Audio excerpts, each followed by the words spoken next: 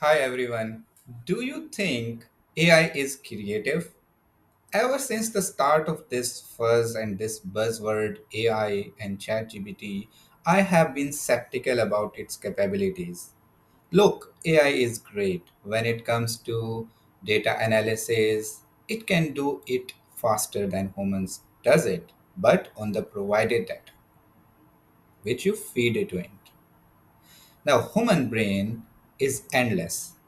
Humans take into account their experiences, their conversations, and their emotions when it comes to generating creative ideas, which I believe AI lacks the human touch, right? So, human brain is beautiful and it has endless capabilities, correct? Therefore, I should not only consider AI when it comes to idea generation.